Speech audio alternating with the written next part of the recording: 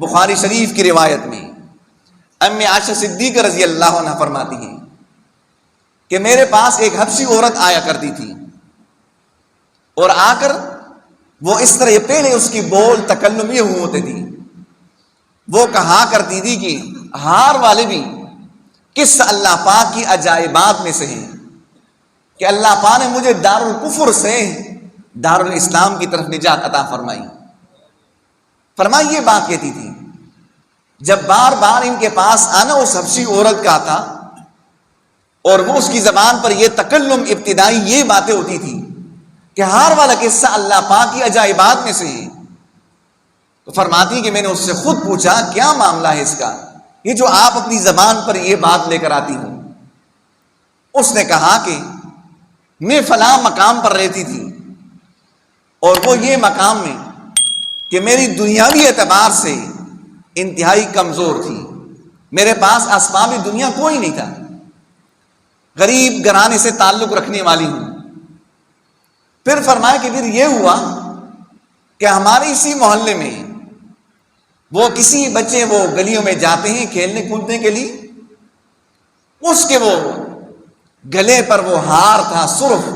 چمڑے کا، بہترین وہ ہار تھا،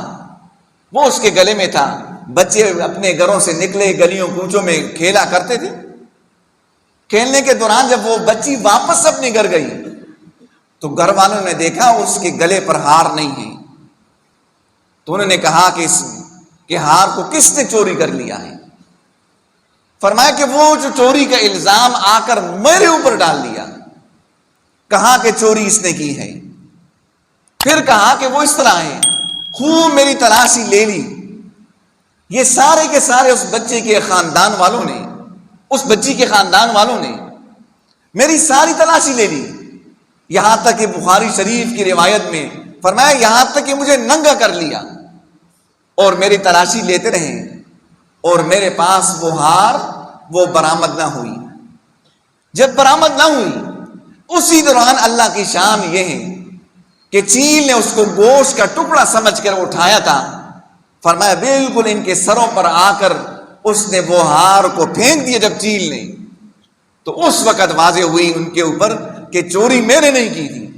یہ ان کی بدگمانی کا نتیجہ تھا۔ فرمایا جب انہوں نے میرے ساتھ یہ بدگمانی کی، مجھے اس محلے سے، اپنے اس پڑوس سے، اپنے اس خاندان سے نفرت پیدا ہوئی۔ میں نے کہا کہ میں غربت کی وجہ سے زندگی گزار رہی تھی، تو انہوں نے صرف مجھے ہی مرکز بنا لیا، مجھے محور بنایا اپنے اس کام کا۔ فرمایا وہاں سے مجھے نفرت دل میں پیدا ہوئی، یہاں تک کہ مدینہ منورہ تشریف لے کر آئی، اور مجھے اس وقت پتا چلا کہ سرکار دو عالم صلی اللہ علیہ وسلم کی بعثت ہوئی ہے، آپ مبعوث ہو چکے مدینہ منورہ میں آئے۔ فرمایا آپ کی خدمت میں آ کر میں مسلمان ہوئی، اور اللہ پاک نے مجھے ان کی اس عمل کے نتیجے سے بہتر اللہ پاک نے صلہ عطا فرمایا۔ یہ وہ بدگمانی کا وہ یہ ہے کہ انسان بعض اوقات بدگمانی میں مبتلا ہو کر اس کے اوپر وہ کیا ہے دنیاوی نقصانات انتہائی زیادہ آ جاتے ہیں،